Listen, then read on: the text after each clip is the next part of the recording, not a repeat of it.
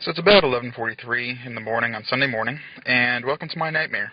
As you can see, I drive a Nissan, yay.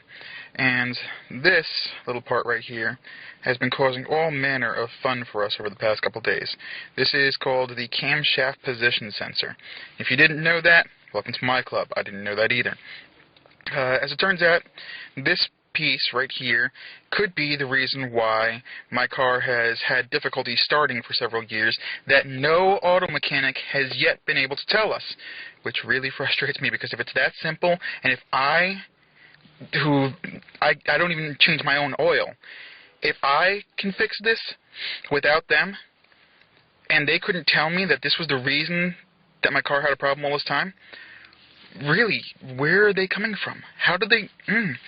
Okay, so I'm making this video basically so that the MEs can determine cause of death without having to do an autopsy. But this piece, what I'm going to be doing is I'm going to be going under the hood, and I'll show you a picture of what that looks like in a minute. Removing the old camshaft and putting in the new one. This right here, this can't really isolate it too well, but this part right here that looks like it's plastic, this is the O-ring, and apparently this O-ring, if it's not on the camshaft properly, can actually cause all the mechanical problems that we've been having for years. So we'll see how that goes. Inside of my car, that should please you. What I'm going to be starting off by doing is detaching this lead right here so that I don't get fried, possibly. Then this right here is the actual camshaft position sensor. The engine's still warm, not hot, so that's good news. Take this piece right out here and installing the new piece. As it turns out, I may not even get a chance to kill myself using this whole method here, because you see this right here, this is to disconnect the lead. This is a 7/16 or 3/8 wrench, and what you'll see here is that it's too large for the 3/8 and way too small for the 7/16. I have managed to find the random spot between 3/8 and 7/16 for which they don't make a wrench. Victory and possible defeat. You can see the lead is now off. As it turned out, I'm a silly American. 3/8 and 7/16 are both domestic, imperial units, and you got to use metric. You got to use a 10mm wrench. Also, the same thing going on over here. As you can see now, I've got the car disconnected from the piece that I'm going to be replacing here, which means that at this point my car officially will not start. Let's see what we can do from here. So, small victory. This is the old piece. Here's the new piece.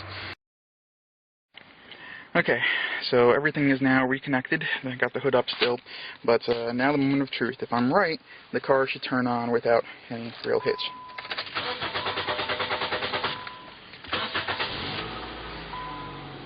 Well, it's about as much hitch as it normally goes through.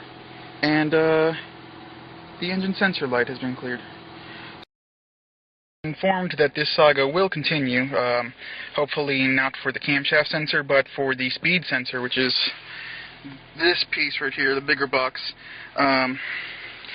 I will have to, that code will be coming back. Basically, when you disconnect the battery, it resets the computer, which I'm sure every gearhead out there already knew.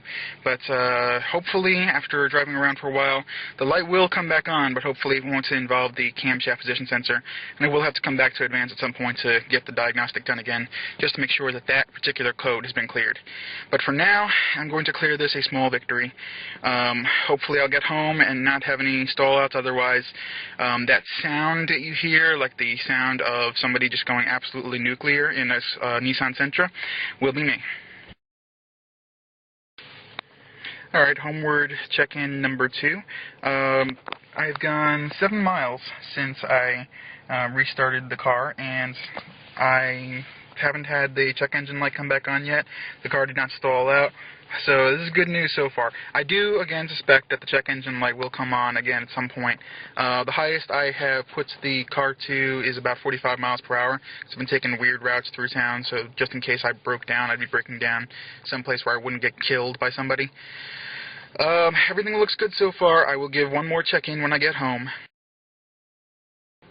So I'm home now, and as you can see, it's been 9 miles, give or take, because my odometer is a whole other problem, which makes me wonder if I can replace the odometer. Anyway, service engine light scene still not on, and I haven't had any stall outs. I've gone through 4 ignitions since leaving Advanced Auto Parts, so things look to be good. I'm hoping tomorrow when I go to Advanced to get their diagnostic tool that everything will check out.